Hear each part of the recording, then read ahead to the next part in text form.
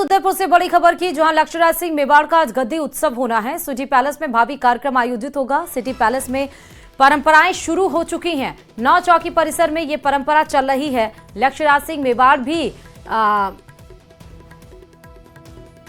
पहुंचे हैं और गद्दी दस्तूर का पूजन शुरू हो चुका है। तस्वीरें आपके सामने हैं। गद्दी दस्तूर के पूजन की शुरुआत की पंडित हवन की शुरुआत करा रहे हैं। तो आज लक्ष्य सिंह मेवाड़ गद्दी पर विराजेंगे। परंपराएं शुरू हो चुकी हैं। 9 चौकी परिसर में ये परंपरा शुरू हो रही है। कई रियासतों के पूर्व राज परिवार का आज गद्दी पर विराजमान होंगे। उसके लिए जो भी विधि विधान है वो शुरू हो चुके हैं। पंडित देखिए हवन की शुरुआत करा रहे हैं। गद्दी दस्तूर का आज पूजन शुरू हुआ है। शाम 7 बजे हाथीपोल द्वार भी पूजन करने के लिए जाएंगे लक्ष्यराज सिंह। रात 8 बजे सरदारों का रंग पलटाई दस्तूर का कार्यक्रम आयोजित होगा, जिसमें शिरकत करेंगे। रात 9 बजे जगदीश मंदिर दर्शन के लिए भी लक्ष्यराज सिंह जाएंगे। तो एक लिंग दीवान की गद्दी पर आज विराजमान होंगे लक्ष्यराज सिंह, जिसके लिए सिटी पैलेस में परंपराएं शुरू हो चुकी हैं। तस्वीरें आपके सामने हैं। 9 चौकी परिसर में ये परंपरा चल रही है।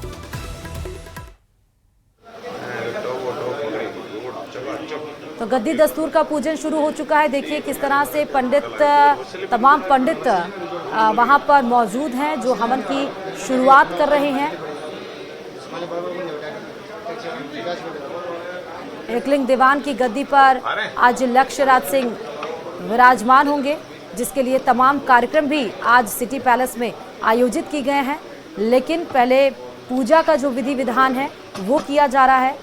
हवन की तस्वीर आप देख रहे हैं। तमाम पंडित मौजूद हैं जो मंत्रोच्चारण के साथ आज हवन करवाएंगे और इसके बाद जिस तरह प्रस्तावित उनका कार्यक्रम है रात के 9 बजे तक, वो लक्ष्यराज सिंह उसमें शिरकत भी करेंगे। सिटी पैलेस से उदयपुर से ये लाइव तस्वीरें आपको सिटी पैलेस की दिखा रहे हैं। एक लिंग दीवान के गद्दी पर आज लक्ष्यराज सिंह विराजमान होंगे, जिसको लेकर कार्यक्रम शुरू हो चुके हैं। सबसे पहले हवन होगा। हवन की वो सीधे तस्वीरें आपको दिखा रहे हैं। गद्दी दस्तूर का जो पूजन होता है उसकी प्रक्रिया शुरू हो चुकी है।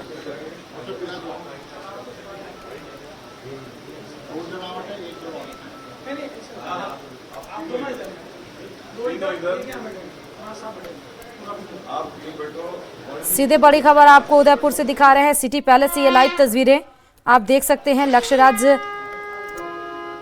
सिंह के गद्दी पूजन की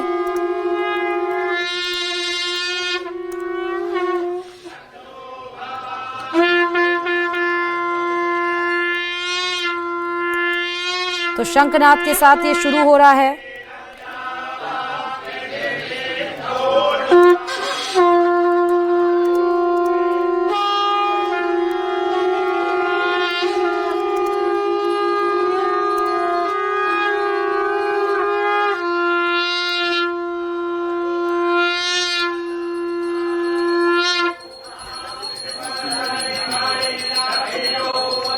डूंगरपुर की शान कही जाने वाली गेप सागर झील बदहाली का शिकार है। गेप सागर झील के किनारों पर हो रहे अतिक्रमण के चलते झील कूड़ादान बनती जा रही है। शहर के बीचों बीच स्थित गेप सागर झील डूंगरपुर शहर की पहचान है। झील को डूंगरपुर रियासत के 14वें महारावल ग्यापा रावल ने विक्रम संवत 1485 में बनवाया था और इन्हीं के नाम से झील का नाम गैप सागर झील रखा गया। करीब 280 बीघा में फैली झील 100 फीट गहरी है। झील के एक किनारे पर झील की पाल और सीढ़ियां पर, तो वहीं दूसरे किनारे पर स्थित पर्यटक स्थल बादल महल झील की खूबसूरती को बढ़ाता है। लेकिन बदहाली और उपेक्षा के कारण अब झील के अस्तित्व पर खतरा बढ़ रहा है। गेप सागर के जलावतन जो मार्ग है समय समय पर उसकी सफाई करते भी है, लेकिन जैसे नगर परिषद पेराफेरी क्षेत्र में पड़ता है, जिसकी वजह से पूर्व में परिषद द्वारा सफाई कराया गया था। अभी हो सकता है अभी नहीं हुआ होगा, तो अभी कराएंगे। नगर परिषद गेप सागर को लेकर काफ़ी चिंतित है और हमने समय समय पर प्रशासन को अवगत कराया है कि जो एरिया कैचमेंट एरिया में है लेकिन वो पंचायत के अंदर आ रहा है, तो पंचायत उसको NOC वगैरह दे देती है, निर्माण स्वीकृति दे देती है और हमारे तक इसकी सूचना नहीं होती है। और जब हम उसको ध्वस्त करने के लिए या इसके खिलाफ कार्रवाई करने के लिए जाते हैं तो बताते हैं कि हमारे पास निर्माण स्वीकृति है और वो भी पंचायत की है। तो हमने इसके लिए अवगत कराया है। समय समय पर हमने प्रशासन को भी कहा है कि जल आवक मार्ग बंद हो रहे हैं और गैपसागर झील नहीं भर रही है जो डूंगरपुर की हृदय स्तरीय है, और इसके लिए नगर परिषद समय समय पर पूरे प्रयास कर रही है।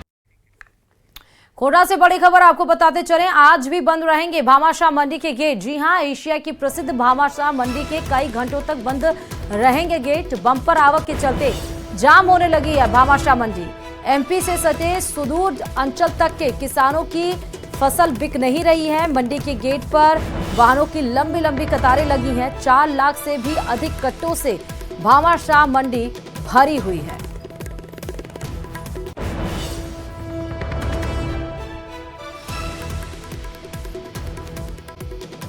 धौलपुर के मनिया में मंगलवार देर शाम ऐतिहासिक गणगौर मेले का समापन दंगल प्रतियोगिता के साथ हुआ। ग्राम पंचायत की ओर से हर साल की तरह इस साल भी हेत सिंह का अड्डा भानपुर स्थित मैदान पर कुश्ती दंगल का आयोजन किया गया, जहां प्रधान प्रतिनिधि नागेश कुशवाहा और ग्राम विकास अधिकारी जितेंद्र शर्मा ने भूमि पूजन कर दंगल का शुभारंभ किया।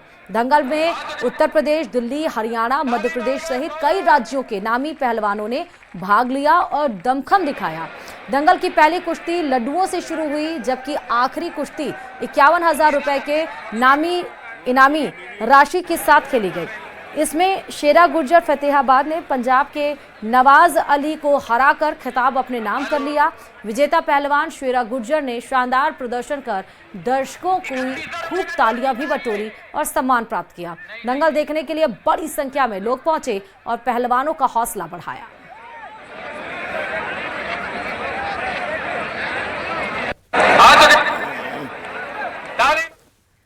और चलिए डूंगरपुर से बड़ी खबर आपको बताते चले, जहां चाइल्ड हेल्पलाइन, सृष्टि सेवा संस्थान और पुलिस की कार्रवाई देखने को मिली है। पुलिस ने संयुक्त कार्रवाई कर एक बाल विवाह को रुकवा दिया। डॉक्यूमेंट में नाबालिग पाए जाने पर यह विवाह रोका गया है। पुलिस के मौके पर पहुंचने पर हड़कंप मच गया। डूंगर सारड़ पंचायत के खुगरबा गांव की ये घटना है। के कुआं थाना क्षेत्र में एक बाल विवाह करवाया जा रहा है। तत्काल चाइल्ड हेल्पलाइन के समन्वयक मेहुल शर्मा ने संबंधित थाना प्रभारी एवं सृष्टि सेवा समिति तथा विभाग का सहयोग लेते हुए वहां पर पहुंचकर स्थल पर पहुंचकर इस घटनाक्रम की जांच की। जांच में यह पाया गया कि वास्तव में वो बाल विवाह ही करवाया जा रहा था। ऐसी स्थिति में जिला प्रशासन, संबंधित पुलिस थाना, सृष्टि सेवा समिति इत्यादि के सहयोग से उस बाल विवाह को रुकवाया गया। और चलिए बात बीकानेर से बड़ी खबर की, जहां पटवार संघ और कानूनगो संघ के विरोध का असर देखने को मिला है। तहसीलदार से बदसलूकी का आरोपी पुलिस के हत्थे चढ़ गया। नोखा तहसीलदार से हनुमान पुनिया ने बदसलूकी की थी। नोखा में पटवार संघ और कानूनगो संघ के विरोध का असर दिखा। चंद्रशेखर टाक के सरकारी आवास पर हनुमान पुनिया ने बदसलूकी की थी और कल नोखा के राजस्व कर्मचारियों ने कार्य बहिष्कार कर धरना दिया और अब उसका असर भी देखने को मिला है। तो नोखा के राजस्व कर्मचारियों ने कार्य बहिष्कार किया था क्योंकि यहां पर चंद्रशेखर टाक के सरकारी आवास पर हनुमान पुनिया ने बदसलूकी की थी और उसके बाद कानूनगो संघ के साथ बदसलूकी की गई। उसके बाद पुलिस को इत्तला की गई। तहसीलदार से बदसलूकी का आरोपी अब पुलिस ने उसको पकड़ लिया। आपने गणगौर तो बहुत देखी होगी, लेकिन बीकानेर के चांदमल ठड्डा की गणगौर जैसी नहीं देखी होगी। और इस गणगौर को नक से शिक तक इतने गहने पहनाए जाते हैं जिनकी कीमत करोड़ों रुपए आंकी जाती है। क्यों विशेष है चांदमल ठड्डा की यह गणगौर और क्या है इसकी मान्यता, देखिए इस रिपोर्ट में।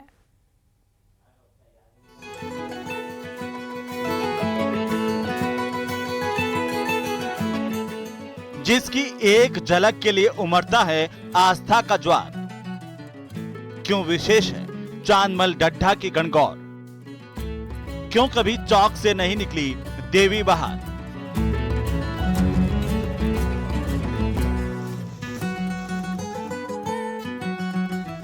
सिर से पैर तक गहनों से लदी माता पार्वती और आश्वस्त करता माता का मुखमंडल, हाथों और पैरों की अंगुलियों में सोने चांदी की अंगूठियां, पायजेब और कड़े।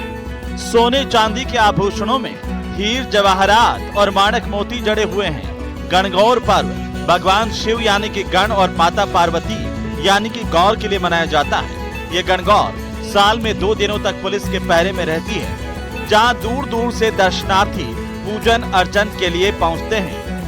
कीमत उसका चीज की होती है जिसकी आप कीमत करो। जो चीज अनमोल होती है, अब उस चीज का क्या कीमत तो उसकी होती है जो आदमी वैल्यूएशन करे या उसका कोई। ये तो माता का है, अनमोल है, इसकी कोई कीमत नहीं होती है। रायपुर छत्तीसगढ़ से आई हूँ, भिलाई से, और यहाँ स्पेशली इसी के लिए आई हूँ, गणगौर के लिए। बहुत मान्यता है इस गणगौर की, तो पूजा के लिए, दर्शन के लिए आई हूँ। बहुत ज़्यादा मानते हैं इस गणगौर को। यहाँ पे सब लोग बोलते हैं, बहुत आस्था है, विश्वास है इस पे कि इस पे जो मांगते हैं वो मनोकामना पूरी होती है। इसकी मान्यता है, ये बहुत सालों से पुरानी गर्ज है जो पूरी हाथ पैरों की बनी हुई है और हर मनोकामना यहाँ पे पूरी होती है और जो भी मांगो वो सच्चे दिल से पूरा होता है। ये बहुत पुराने करोड़ों के गहने हैं, हमें आइडिया भी नहीं है कि क्या है इनकी ओर। माता को रिझाने के लिए महिलाएं इस गणगौर के आगे नृत्य करती हैं। माता गवर्जा के साथ उनके पुत्र, जिन्हें भैया कहा जाता है, पास में बैठे नजर आते हैं। वे देखने में किसी सेठ साहूकार जैसे दिखते हैं। यहाँ पुत्र की कामना को लेकर आने वाली महिलाएं भैया को गोद में लेकर मन्नत मांगती हैं। करीब 150 सालों से निकल रही चांदमल डड्ढा की गणगौर के पीछे संतान प्राप्ति की मनोकामना की कहानी बताई जाती है। कहा जाता है कि देशनोक से बीकानेर आकर के बसे सेठ उदयमल डड्ढा के कोई पुत्र नहीं था। राज परिवार में अच्छी प्रतिष्ठा के कारण उनको शाही गणगौर देखने का निमंत्रण मिला। तब उदयमल की पत्नी ने प्रण लिया कि पुत्र होने के बाद ही गणगौर के दर्शन करूंगी। 1 वर्ष गणगौर की साधना से उनको पुत्र रत्न की प्राप्ति हुई थी, जिसका नाम चांदमल रखा गया। तभी से गणगौर निकालने की परंपरा शुरू हुई। 150 सालों में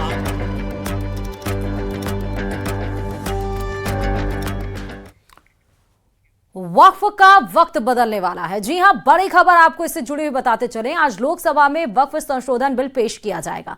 संसदीय कार्य मंत्री किरण रिजिजू लोकसभा में संशोधन बिल पेश करेंगे।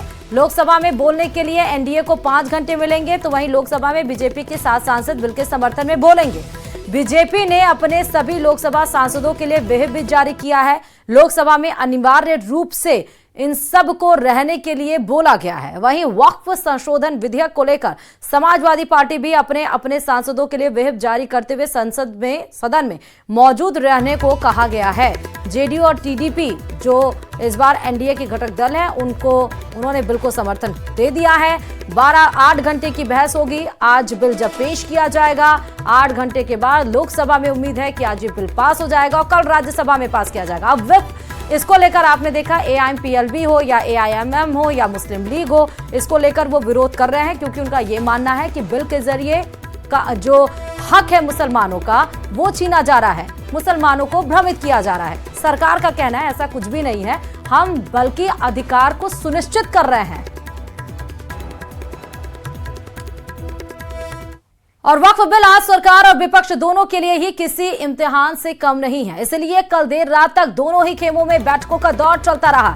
एक तरफ बीजेपी के आला नेताओं का मंथन, तो दूसरी तरफ इंडिया गठबंधन के नेताओं ने भी वक्फ बिल को लेकर अपनी रणनीति तैयार की। आज दोपहर 12 बजे बिल पेश होने के बाद अगले 8 घंटे इस पर चर्चा चलने वाली है और इन 8 घंटों में से 4 घंटे अकेले बीजेपी के खाते में आए हैं।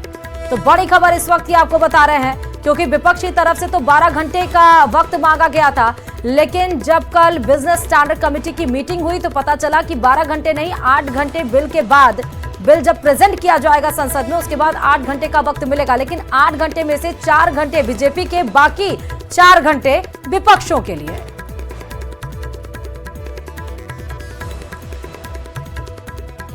और उधर मुख्यमंत्री योगी आदित्यनाथ ने भी वक्फ और बुलडोजर एक्शन पर 2 टूक शब्दों में जवाब दिया। क्या दिया, सुनिए जरा। हर अच्छे कार्य का विरोध होता है, वैसे ही वक्फ संशोधन विधेयक पर भी ये हो हल्ला हो रहा है। लेकिन मैं कहता हूं जो हो हल्ला कर रहे हैं इनसे पूछना चाहता हूं कि इन्होंने कोई ऐसा काम वक्फ बोर्ड के माध्यम से किया हो जो वेलफेयर का हो, छोड़िए सब समाज की बात छोड़िए, मुस्लिम समाज का ही कोई कल्याण किया हो उस प्रॉपर्टी का।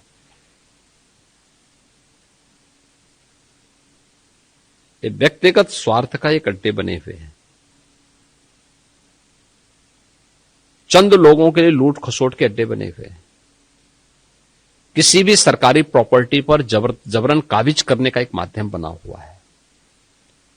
और रिफॉर्म इस समय की मांग है, हर रिफॉर्म का विरोध होता है, लेकिन देश काल और परिस्थिति के अनुसार हमें उस प्रकार के रिफॉर्म के लिए तैयार होना चाहिए। भी नहीं है, ये यहाँ की आवश्यकता थी और उस आवश्यकता के अनुरूप हम लोगों को जो आवश्यक लगा, आज भी हम लोग कहीं अतिक्रमण होता है तो उसको खाली कराने के लिए उसी का इस्तेमाल होता है। तो बुलडोजर यह इंफ्रास्ट्रक्चर को भी दे सकता है और साथ साथ अतिक्रमण को भी हटा सकता है, और मुझे लगता है कि उसका इस्तेमाल बेहतर तरीके से हम लोगों ने करना सीखा।